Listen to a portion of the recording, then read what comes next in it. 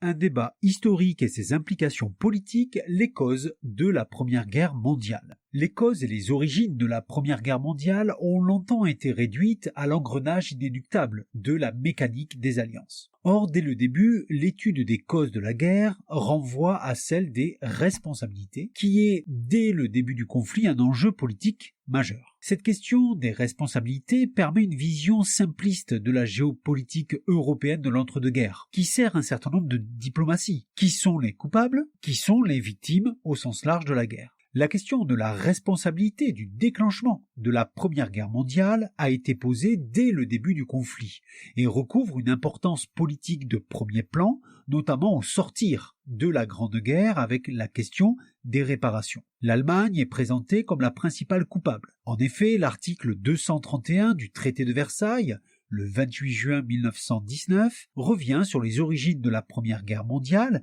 et affirme que l'Allemagne et ses alliés sont responsables du déclenchement des hostilités. Le règlement du conflit passe par les réparations des pertes et dommages de guerre que les coupables doivent verser aux alliés, ce qui a suscité des tensions, des débats entre la France, soucieuse alors d'affaiblir le plus possible l'Allemagne, et les États-Unis, voulant permettre à l'Allemagne de redevenir un acteur économique important afin d'éviter la déstabilisation du pays et afin aussi de maintenir l'équilibre géopolitique en Europe. En Allemagne, une autre lecture historique des origines de la Première Guerre mondiale domine. Celle-ci conteste la responsabilité de l'Allemagne et présente le traité de Versailles comme un diktat.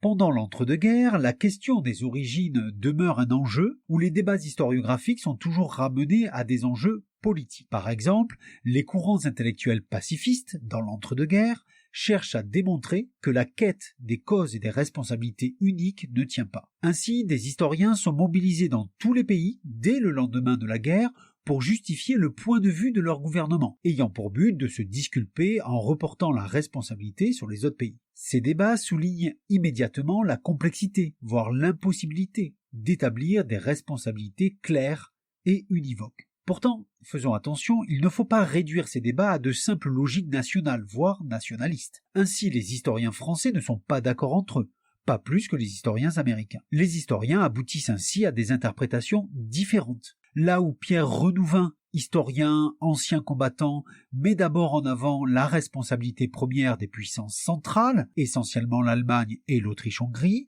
l'américain Harry Elmer Barnes met l'accent sur celle de la France et de la Russie. Jules Isaac porte pour sa part la réflexion sur un partage des responsabilités entre des puissances centrales imposant une logique de guerre et des puissances de l'entente ne faisant pas grand-chose pour l'enrayer. Après la Seconde Guerre mondiale, alors que cette question peut sembler finalement lointaine, la recherche sur les causes de la Grande Guerre s'enrichit et se renouvelle en permanence à l'appui de nouveaux documents ou de nouveaux questionnements. Ainsi, la publication en 1961 de l'ouvrage de Fritz Fischer qui s'intitule « Les buts de guerre de l'Allemagne impériale » sonne le début d'une forte polémique affirmant la responsabilité allemande dans le déclenchement de la guerre. Le sujet des causes de la Première Guerre mondiale va redevenir central dans le contexte d'une Allemagne secouée par le retour des mémoires du nazisme. Cette réflexion peut d'ailleurs être poussée jusqu'aux années 2010, où des ouvrages comme celui par exemple de Christopher Clark qui se nomme Les Somnambules, paru en 2013,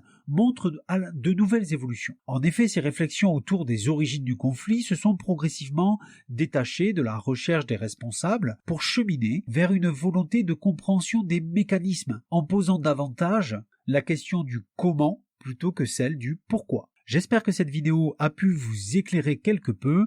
Si c'est le cas, vous pouvez toujours vous abonner ou apprécier la vidéo.